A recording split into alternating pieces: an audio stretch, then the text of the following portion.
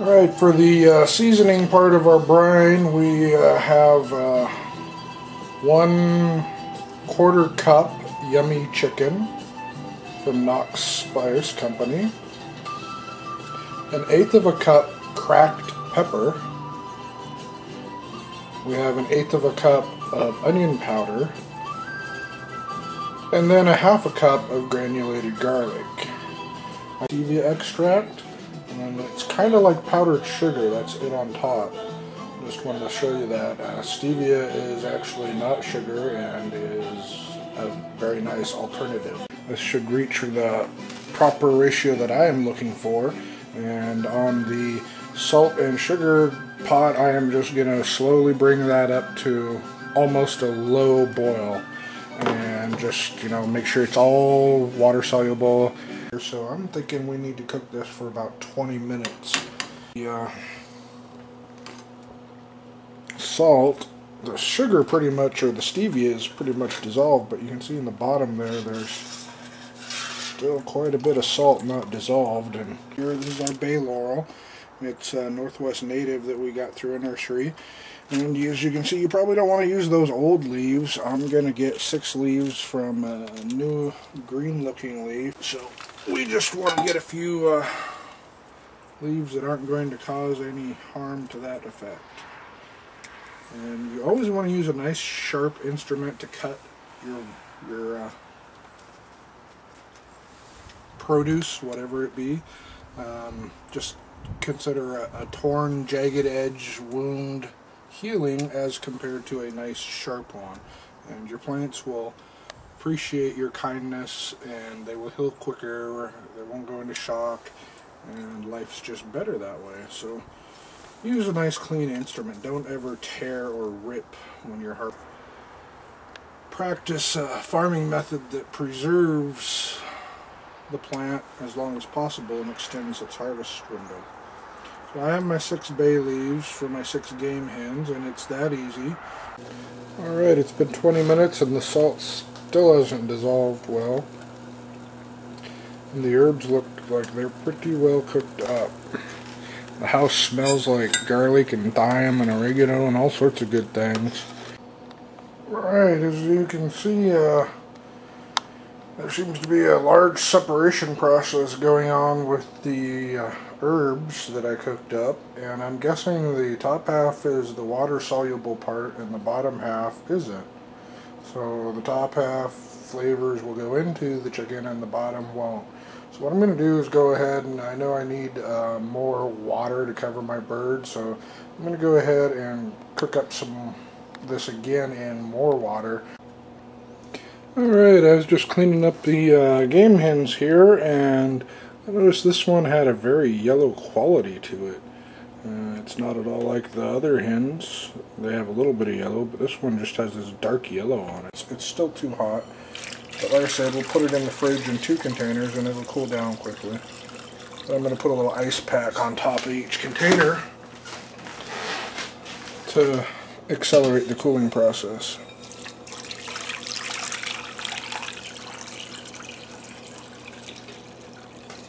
Alright, we're going to use this pan as a drip pan on our barbecue, and we're going to start preparing that by spraying it with some non-stick oil and adding a little bit of juice and water, and then we'll have it under the hens as they get slow cooked for 4 hours.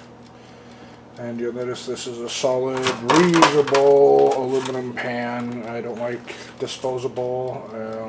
I don't mind the extra scrubbing minute or the stained look from not throwing aluminum in our landfill. It takes a lot of electricity to make aluminum. Let's not waste electricity. Instead, we'll just use this over and over again. And if you don't like the smoky coating that builds up, a Boy Scout trick is to take some light dishwashing soap and rub it around the pan before it gets hot, and then when you go to wash it off, it just rubs right off. I really don't mind it too much. It's just character.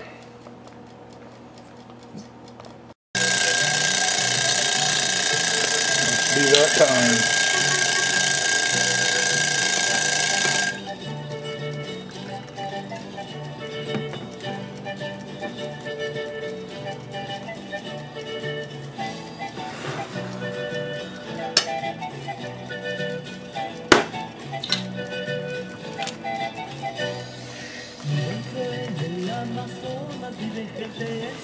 Alright, it's been 2 hours and we're going to take the birds out of the brine.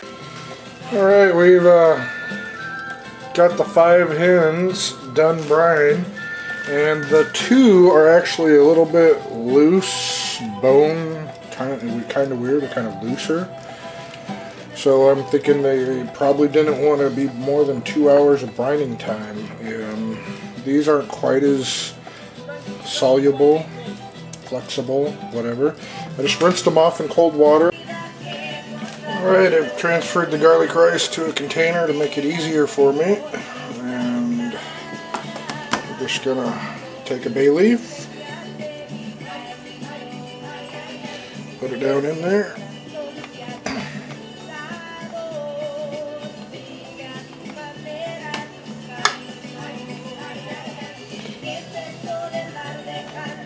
Yeah, that was a lot less rice than I thought I'd be using. Okay, then we're going to tie these legs up and do the knots chipotle rub around them. Alright, you can tie these knots however you want. I think this is simple enough. I like the lariat style.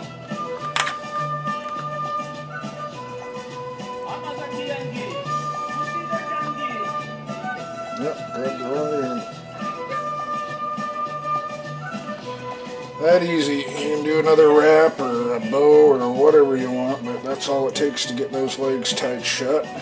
Alright, we've got the birds all tied up and properly bound and spiced up with Knox's Chipotle barbecue spice. It's one of my favorites. I really love it on salmon too. We're gonna go clean up the grill and get these a-going. Do a couple hours slow smoke and see how they do. Alright, I just flipped them.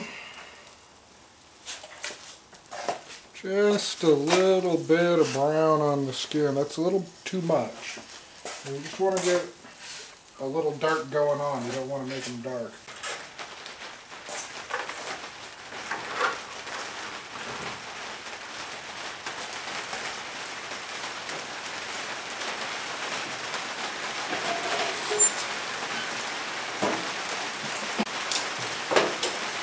I'm going to pull this grill.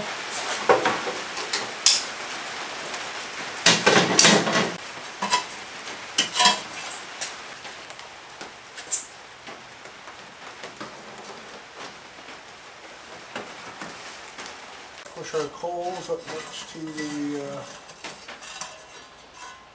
pan down there.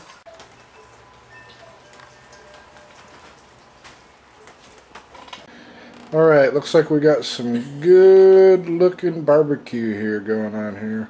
We got a nice long smoke on that, and we had the 2 different styles of brine, and it's stuffed with garlic fried rice. And we're going to plate up a bird and see what this tastes like.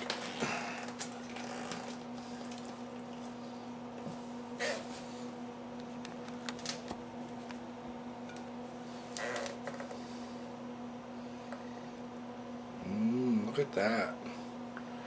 That is perfect. I can taste that. Isn't that good? Alright, let's cut up a bird and see how it tastes.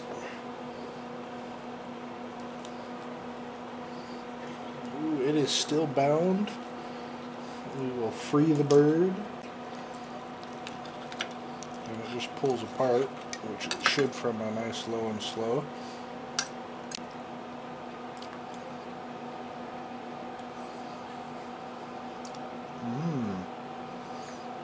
There's some good smoked flavor.